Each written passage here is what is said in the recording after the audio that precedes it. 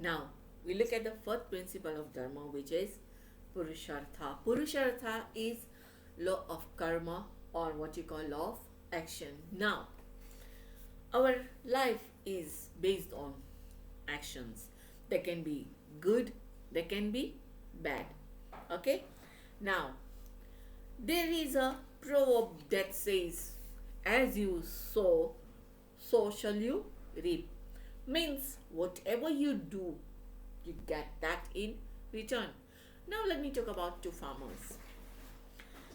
There were two farmers. What did they do? Both of them had same piece of land, okay, next to each other. So what did one do? One person went to buy some seeds which were good. So he spent some good money to get good wheat. The other one went to buy wheat, but he looked for a simple low quality. Okay, so he bought that. He wanted to save his money. Now, both of them went to plant their wheat in their field. Now, the person who had bought good wheat, when the wheat grew, the harvest was so much. Okay, the seeds were very good and they brought him good value. So he got the money he spent on buying the wheat, he covered it. And the other one who had got bad seed, what happened at the end of his harvest?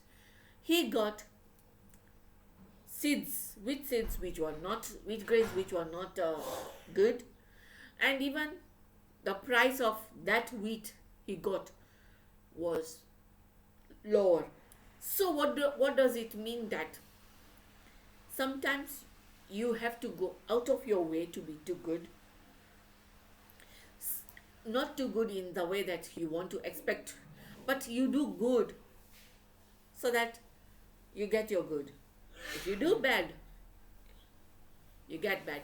So in other sense, we can say that good deeds lead to happiness and bad deed leads to unhappiness. Now, we shall be trying to look at who is the one responsible to give us all this. Who is the one who looks at all this?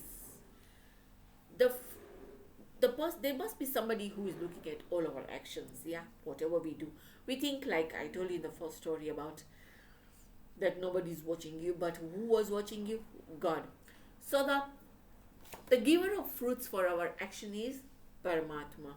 He knows what you have done, whether you have done good, whether you have done bad. So in that way, he gives you that in return. Now, we shall look at another story in the same sense. That was about what? Yes, that was about this a teacher taking the students out to walk. Now, when they were going to walk, the teacher tells them that look at this fisherman. He's fishing, yeah, and in his fish net he had caught so many fishes. Okay.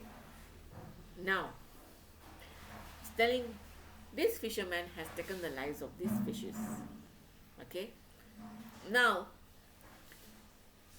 maybe in his next life, God is going to give him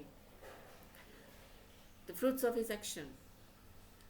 So as they move ahead, they saw so many ants taking a dead snake on a dead snake's body. So the students had understood the concept of law of karma. So they said that, couldn't it be that this fisherman will also suffer like this snake? Like these ants now are the fish and this snake is the fisherman. See, before the fisherman was the one who was trying to do that, taking the lives of this fish. Now, in this next birth, the ants are taking, that is, the ants are the fish, and the snake is the fisherman. So, what you do, you pay. Maybe in this life or in your next life. But you surely pay for your deeds.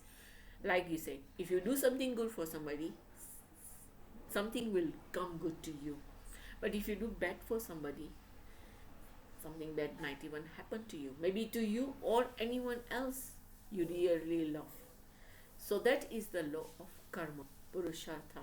Whatever you do, you get it back. So, in the next lesson, we shall talk about Pranidaya. Till then, see ya.